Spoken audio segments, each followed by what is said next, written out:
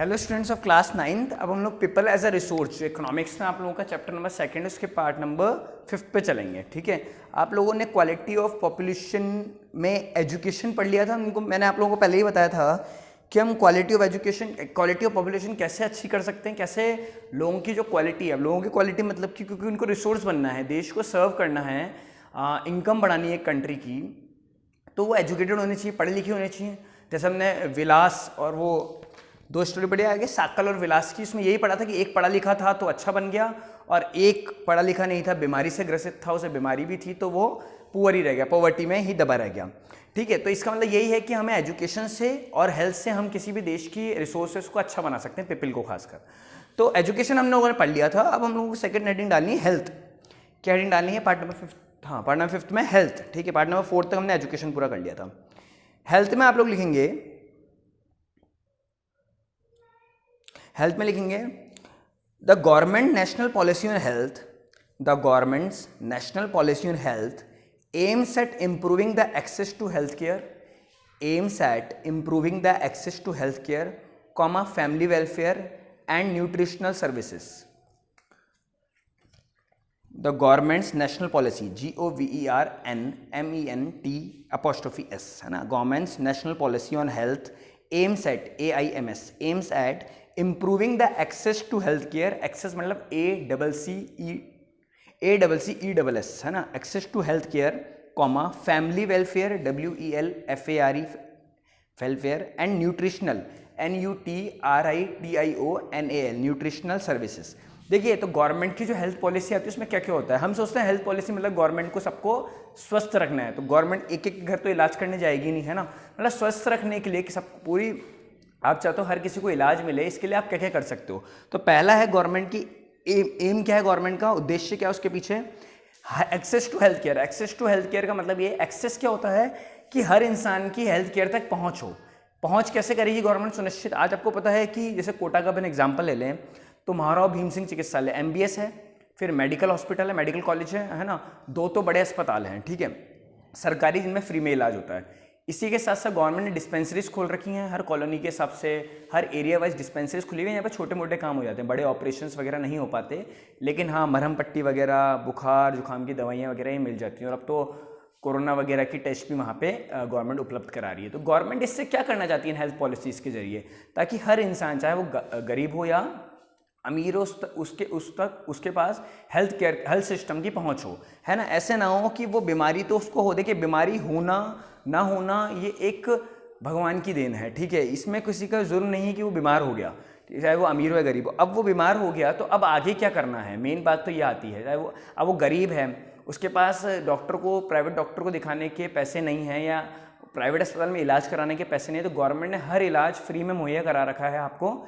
सरकारी अस्पताल में। और फ्री में नहीं तो करा भी रखा है, अगर कॉस्ट लेती भी है गवर्नमेंट तो ना के बराबर लगभग, है ना। आप लोग जाएंगे वहाँ पे 5 रुपये की पर्ची कटती है, और वैसे प्राइवेट में जाएंगे तो 200-300 रुपये से कम डॉक्टर लेता नहीं है ना। फिर उसके बाद दवाइयाँ आपको फ्री मिलती हैं, बड़े बड़े ऑपरेशंस फ्री में हो जाते हैं। और अगर आप BPL वगैरह, जो पॉपुलेशन BPL में आती है, बिलो पॉवर्टी लाइन में आती है, उसके तो 5 रुपये भी नहीं लगते, है ना। तो गवर्नमेंट ये हमेशा सुनिश्चित करती है कि हर इंसान की हेल्थ सिस्टम तक पहुंच हो, वो स्वस्थ रहे, ठीक है, उसका स्वस्थ रहना बहुत ज़रूरी है। नहीं तो कोई युवा अगर बीमारी से ग्रसित है तो वो देश को कोई योगदान नहीं कर सकता, है ना, उसे हमें हेल्दी रखना पड़ेगा। फैमिली वेलफेयर, वही हर फैमिली का, हर परिवार का उद्धार हो, वेलफेयर मतलब उद्धार हो, अच्छे वो बढ़े आगे। और न्यूट्रिशनल सर्विसेज का मतलब ये है, जैसे मान लीजिए यहाँ पे न्यूट्रिशनल सर्विसेज का मेनली मतलब ये है, जो प्रेग्नेंट वुमेन्स वगैरह होती हैं उनका गवर्नमेंट पूरी तरह उनका ख्याल रखती है। जैसे अगर उनकी डिलीवरीज वगैरह गवर्नमेंट अस्पताल में हुई तो उन्हें वहाँ एडमिट रखा जाता है, वहाँ उन्हें बताया जाता है क्या उन्हें न्यूट्रिशन आने वाले टाइम के लिए लेना है या उस समय क्या लेना था जब वो प्रेग्नेंट थी, तो ये पूरा उन्हें बताया जाता है ताकि वो और बच्चे दोनों सुरक्षित रहें, है ना। और भी मान लीजिए कि जैसे मान लीजिए कोई किसी को विटामिन वगैरह की कमी है या थैलेसीमिया वगैरह होता है, खून की कमी होती है, बहुत सारी ऐसी बीमारियां होती हैं जो ज़िंदगी भर चलती हैं, है ना। हम सोच भी नहीं सकते कि उन्हें, मतलब मानिए आप हफ्ते में एक बार जरूर डॉक्टर के पास जाना पड़ता है, डायलिसिस वगैरह होता है, ऐसी बीमारियां। तो गवर्नमेंट इसमें ध्यान रखती है कि अब इस पर्सन को बीमारी हो गई और इसका इलाज परमानेंट कोई सॉल्यूशन नहीं है इस बीमारी का, तो हमें इसे जिंदा भी रखना है, इसका काम भी चलता रहे, है ना, ये देश को भी सर्व करता रहे, इसकी जीवन अच्छा चलता रहे और इसको इलाज भी टाइम टू टाइम मिलना बहुत ज़रूरी है। तो गवर्नमेंट उसका भी ध्यान रखती है कि न्यूट्रिशनल सर्विसेज कैसे प्रोवाइड किया जाए, कैसे ऐसे खाना मिले, कैसी दवाइयाँ ले, ताकि एक पूरा न्यूट्रिशन इसे एक दिन का मिले।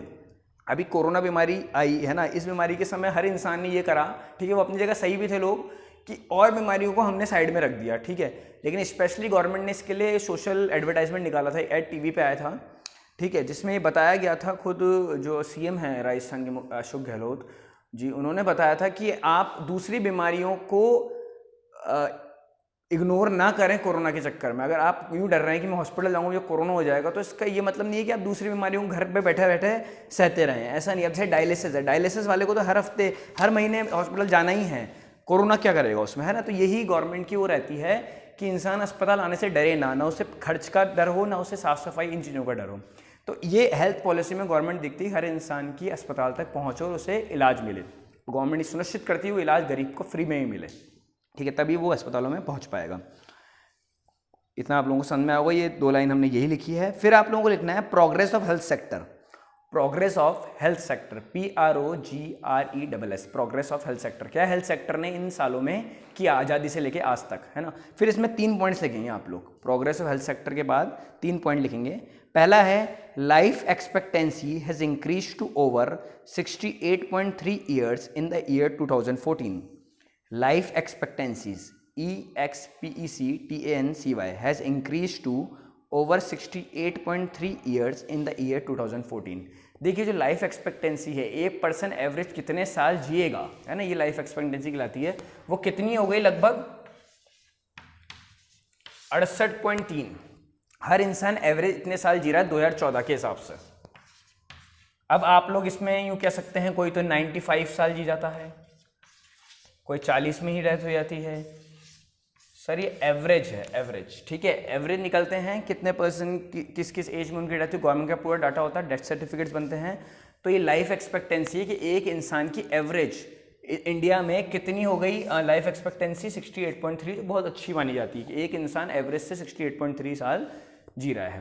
अब ये 0.3 को आप लोग ऑब्जेक्शन ना उठाना, 0.3 क्या है ना, मतलब लगभग वो पॉइंट में निकल के आएगा, यानी कि 68 साल और आप मान लीजिए 4 महीने, है ना, 3/12 कर ले तो, ठीक है, उसमें आप लोग इतना बस बचिए। लेकिन यहाँ 68 से ऊपर, है ना, लाइफ एक्सपेक्टेंसी यहाँ पे चली गई है 2014 के आंकड़ों के हिसाब से, ठीक है। ये डाटास रोज नहीं आते, इसलिए इतने पुराने हमको पढ़ने पड़ेंगे, ठीक है। तो 2014 के साथ 68.3 जो बहुत अच्छा चल रहा है। आज़ादी के टाइम में मात्र 47-46 था। तो हमने हेल्थ सिस्टम को इतना इंप्रूव तो कर लिया कि इंसान की जीवन अवधि हमने बढ़ा दी, जीने की समय उसका बढ़ा दिया।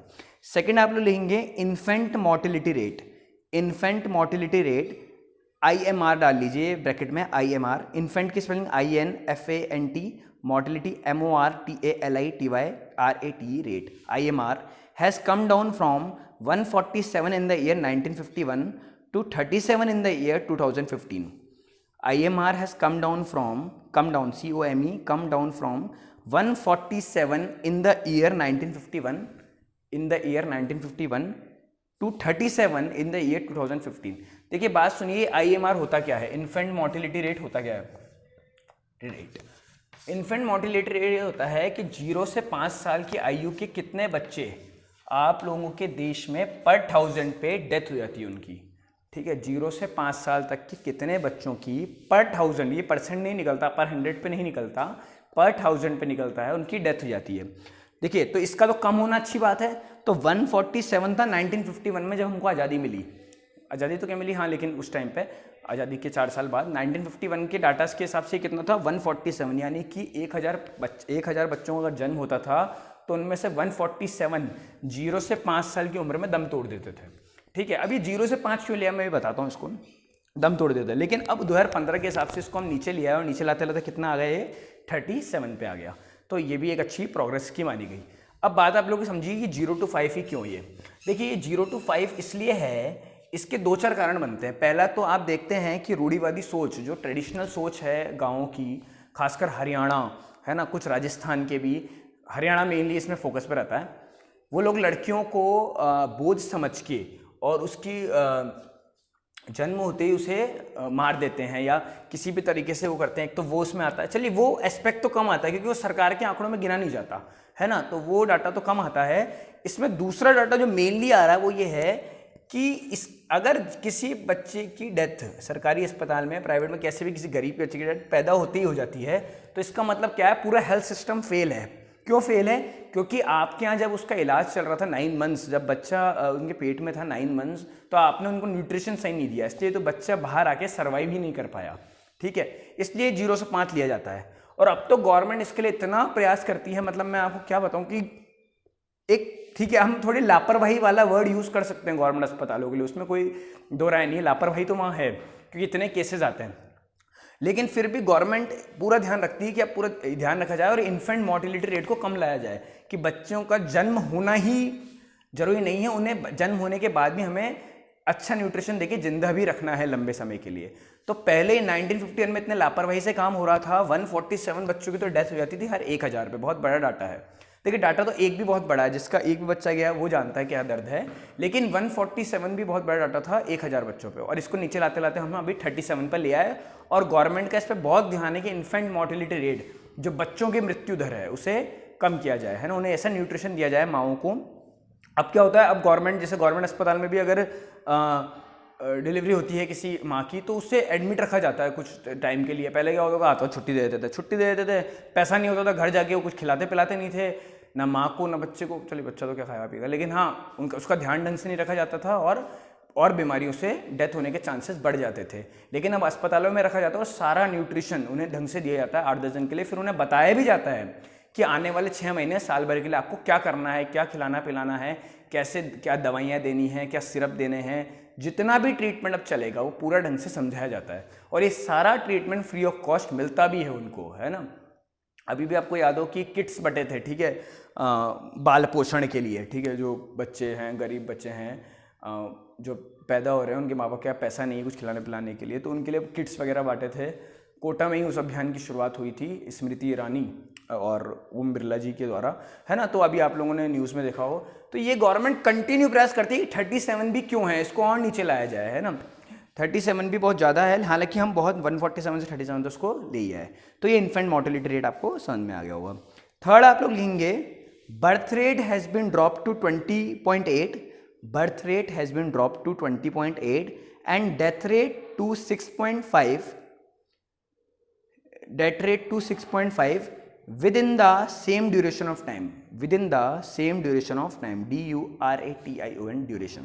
इसी सेम ड्यूरेशन में 1951 से लेकर 2015 के बीच में बर्थ रेट तो कहाँ गई, 20.8 पे। बर्थ रेट भी वही है कि 1000 लोगों पे कितने लोगों का नया जन्म हो रहा है, कितना लोगों का नया जन्म हो रहा है। तो उसको तो हम 20.8 पे लिया है, ठीक है, कम आनी भी चाहिए, ज़्यादा लोगों का जन्म नहीं होना चाहिए, पॉपुलेशन हमको बहुत ज़्यादा नहीं बढ़ानी।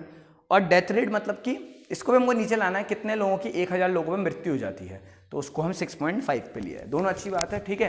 देखिए दोनों में बैलेंस होना चाहिए, मैं नहीं कहूँगा दोनों बढ़ने चाहिए दोनों घटने चाहिए, दोनों में एक बैलेंस बना होना चाहिए। अभी भी ये बैलेंस बहुत देखिए नहीं बना हुआ, 20 लोगों का जन्म हो रहा है 1000 लोगों पे और डेथ 6 लोगों की हो रही है, तो भारत की पॉपुलेशन ओवर पॉपुलेशन की तरफ ही जा रही है, ठीक है। 14 लोगों का तो अभी भी डिफरेंस है। मैं ये नहीं कहूँगा कि लोगों को ये डेथ रेट को ये 20 कर दो तो बराबर हो जाएगा, नहीं, ऐसे नहीं होता है। आपको बैलेंस बना के चलना पड़ेगा। देश प्रॉस्पर वही है जिसमें ये दोनों बराबर हों। हालांकि बराबर होने डाटास हैं, हम आगे पीछे करके खुद तो बराबर कर नहीं सकते, नेचुरल प्रोसेस है, लेकिन हाँ यूँ है कि ये इनका गैप कम होते जाना चाहिए।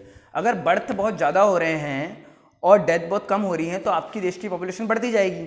डेथ ज़्यादा होंगी और बर्थ कम होंगे तो आपका हेल्थ सिस्टम खराब है, आप यूँ बोलोगे, है ना। और पॉपुलेशन घटती जाएगी, जो देश के युवा हैं वो भी बन नहीं पाएंगे, ठीक है, देश की प्रोग्रेस नहीं हो पाएगी। तो दोनों चीज़ें नुकसान है, ऐसा नहीं है कि पॉपुलेशन कम होना फ़ायदा है, नहीं, दोनों ही नुकसान है। ओवर पॉपुलेशन भी नुकसान है तो पॉपुलेशन कम होना भी नुकसान है, इसमें बैलेंस बना होना चाहिए।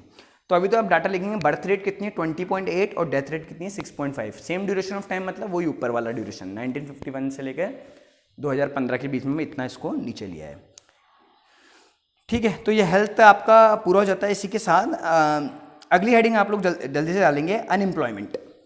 क्या डालेंगे, अनएम्प्लॉयमेंट। तो अनएम्प्लॉयमेंट क्या होता है, बेरोजगारी, ठीक है। आप लोग अनएम्प्लॉयमेंट बेरोजगारी सुनते रहते होंगे न्यूज़ वगैरह में, अखबारों में। तो अनएम्प्लॉयमेंट की डेफिनेशन क्या है, सबसे बड़ी बात तो ये आती है ना। हम बेरोजगारी क्या क्या तो नहीं लिख सकते एग्जाम में, अनएम्प्लॉयमेंट की डेफिनेशन आप लोग लिखिए, मैं समझाता हूँ। Unemployment exist when people, unemployment exist, EXISTS, unemployment exist when people who are willing to work at the going wages cannot find jobs, who are willing, WILLING, willing to work at the going wages cannot find jobs.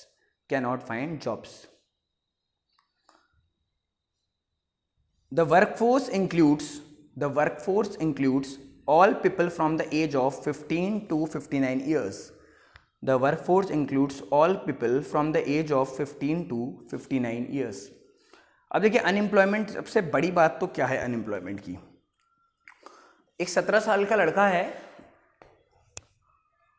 वो पढ़ रहा है अभी, है ना, विदेश में पढ़ रहा है मान लीजिए, या किसी अच्छे प्राइवेट स्कूल में पढ़ रहा है, उसको वो काम नहीं कर रहा, कुछ भी पैसा कमा के नहीं दे रहा घर में, तो आप लोग क्या बोलेंगे, वो अनएम्प्लॉयड है क्या, बेरोजगार है क्या? नहीं, वो बेरोजगार नहीं है, वो काम भी तो नहीं करना चाह रहा ना, वो तो पढ़ना चाह रहा है। अभी मैंने लिखा दिया कि 15 से लेकर और 59 ये वर्किंग एज मानी जाती है। कितने लोग मुझे बताइए इंडिया में 15 साल में काम करना चालू कर देते हैं? आप लोगों की एज भी होगी इतनी, तो 14-15 तो है ना। नहीं करते, क्यों नहीं करते? क्योंकि हमें पढ़ना होता है, हमारे और भी काम होते हैं, हमें पढ़ना होता है, हमारे सपने बड़े होते हैं, ठीक है। यहाँ पे काम करना वो चालू करते हैं जिनको कोई बैकअप नहीं होता, परिवार गरीब है, रोटी खाना भी बहुत मुश्किल है, वो लोग मजबूरी में काम करना चालू कर देते हैं। तो गवर्नमेंट ठीक है, एक कहता है ना कि बाल वो ना हो, अपराध ना हो, इस वजह से बाल मजदूरी ना कहलाए, तो 14 साल तक तो बच्चा घोषित कर दिया कि हाँ 14 साल तक तो उसको पढ़ाना ही है आपको। गवर्नमेंट याद है ना, अब देखिए पूरी चीज़ें जुड़ी हुई है। 6 से 14 गवर्नमेंट फ्री शिक्षा प्रोवाइड करती है, और 0 से 5 तो बच्चा मानती है ना, इन्फेंट मॉर्टेलिटी गवर्नमेंट मानती है कि 0 से 5 तक तो घर पे रहे, उसको पोषण मिले, ठीक है। अब 3 साल 3.5 साल में हम बच्चे को स्कूल डाल देते हैं, वो कोई प्रॉब्लम नहीं है, लेकिन गवर्नमेंट का डाटा रहता है कि 6 से 14 तक हम फ्री बच्चे को पढ़ाएं 8 साल। उसके बाद वो पढ़ना चाहे तो बेशक पढ़े, है ना, उसमें गवर्नमेंट कोई दिक्कत नहीं है। फिर उसके बाद कहती है गवर्नमेंट 15 से 59 हमारी वर्किंग एज है ना, और 60 साल तो रिटायरमेंट हो ही जाता है फिर। अब बात क्या आती है अनएम्प्लॉयमेंट की मेन डेफिनेशन की, कि इस एज ग्रुप में हर बंदा अनएम्प्लॉयमेंट में नहीं आता। पहली बात तो ये, वो बंदा अनएम्प्लॉयमेंट में आएगा जो गोइंग वेजेस पे, आज जो मार्केट में तनख्वाह मिल रही है, जो पगार मिल रही है, उस पर काम करने को तैयार भी हो। सबसे बड़ी बात तो ये, अगर वो काम करने को तैयार ही नहीं है तो वो अनएम्प्लॉयमेंट में नहीं आएगा, ये बात आप ध्यान रखेंगे, ठीक है। उसे काम करना भी चाहिए। अब जैसे ऐसे तो फिर देश की बेरोजगारी कहाँ चल जाएगी, है ना। हम लोग 17-18 साल में 12th पास करते हैं, ठीक है, तो 3 साल तो हमको ऐसे हो गए बेरोजगारी, अगर ऐसे देखा जाए तो नहीं। लेकिन हम लोग काम करना भी कहाँ चाहते थे, ठीक है। तो अगर हम काम करना भी नहीं चाहते तो हम बेरोजगार कभी नहीं कहलाएंगे, चाहे हम 40 साल के भी हो जाएं। एक 40 साल का इंसान है, उसको काम नहीं करना, उसको काम नहीं मिल रहा, करना ही नहीं उसको कह रहे हैं काम कर ले, वो करना ही नहीं चाहता, ठीक है। तो वो बेरोजगारी की श्रेणी में नहीं गिना जाता गवर्नमेंट के हिसाब से। वो खुद बैठा अपनी मर्जी से, वो उसके काम है, ठीक है। हाँ, अगर वो काम ढूंढ रहा है और उसे काम मिल नहीं रहा, ठीक है, वो एम्प्लॉयमेंट एक्सचेंज में गवर्नमेंट के वो करता है, बेरोजगारी भत्ते में भी शामिल है, गवर्नमेंट के फॉर्म भरता है, कोशिश कर रहा है, काम चाहता है लेकिन मिल नहीं रहा, वो गवर्नमेंट के हिसाब से बेरोजगार है। लेकिन तो इसमें ये मैंने इस पर जोर डाला कि विलिंग टू वर्क, है ना, वो काम करना भी चाहते हो, विलिंग लिखा है ना, विलिंग टू वर्क, ठीक है, वो काम करना भी चाहते हो। और एज ग्रुप भी क्या होना चाहिए, 15 से 59। 8 साल का बच्चा काम करना चाहता है, काम नहीं मिल रहा है, वो भी अनएम्प्लॉयमेंट में नहीं आएगा। 60 साल 59 से ऊपर का बुजुर्ग हैं कोई, वो भी काम करना चाहते हैं, काम नहीं मिल रहा, अनएम्प्लॉयमेंट में नहीं आएंगे, ठीक है। और इससे बीच में सब अनएम्प्लॉयमेंट में आएंगे, लेकिन वो काम करना चाहते हों। ऐसा ना हो बैठे हुए पर्सन को आप अनएम्प्लॉयमेंट में गिन लेंगे, ठीक है। फिर आगे हम लोग पार्ट नंबर 6 में करेंगे, जिसमें हम लोग है ना टाइप्स पढ़ेंगे, अनएम्प्लॉयमेंट के कितने प्रकार होते हैं अलग अलग, ठीक है। Thank you.